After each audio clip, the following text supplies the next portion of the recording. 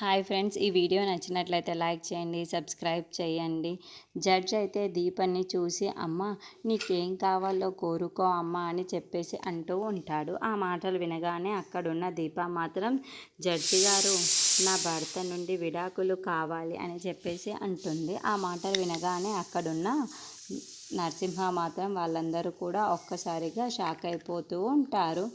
ఏంటి దీప ఇలా అంటుంది అని చెప్పేసి అనుకుంటూ ఉంటారు. ఇంతలో దీప తరపున వచ్చిన లాయర్ మాత్రం నా క్లయింట్ ఎంత బాధపడితే తప్ప ఇలాంటివి అడగరు కదా, నా క్లయింట్ ఎంత ఇబ్బంది పడిందో తన భర్తతో, అందుకే విడాకులు కోరుకుంటుంది అని చెప్పేసి అంటుంది.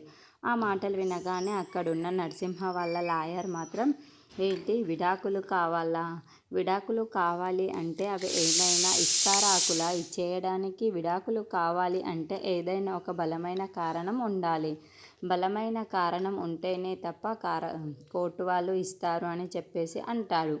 ఆ మాటలు వినగానే అక్కడ ఉన్న దీప మాత్రం బలమైన కారణమే ఉంది అని చెప్పేసి అంటుంది.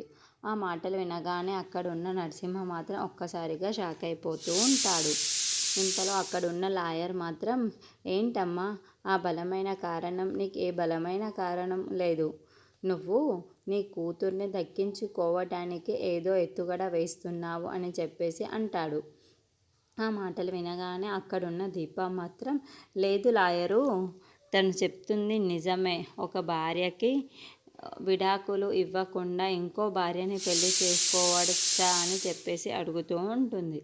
ఆ మాటలు వినగానే అక్కడ ఉన్న లాయర్ మాత్రం లేదు, అతను అలా పెళ్లి చేసుకోవడానికి వీల్లేదు, అలా పెళ్లి చేసుకున్నా సరే తనకి శిక్ష అయితే పడుతుంది, వాడు జైలుకు వెళ్తాడు అని చెప్పేసి అంటూ ఉంటుంటాడు. ఆ మాటలు వినగానే అక్కడున్న దీప మాత్రం అయితే నా భర్తని అలాగే చేసుకున్నాడు, ఒక భార్య ఉన్నా కూడా తన భర్త పక్కన ఉంది కదా శోభ, ఆమెని పెళ్లి చేసుకున్నాడు, నన్ను కాదని ఆమెను పెళ్లి చేసుకున్నాడు అని చెప్పేసి అంటుంది. ఆ మాటలు వినగానే అక్కడ ఉన్న వాళ్ళందరూ కూడా ఒక్కసారిగా షాక్ అయి దీప వైపుకు చూస్తూ ఉండిపోతారు. దీప వైపుకు ఉన్న లాయర్ మాత్రం దీప చెప్పాలనుకున్న నిజం ఇదేనా అని అనుకుంటూ అడుగుతుంది.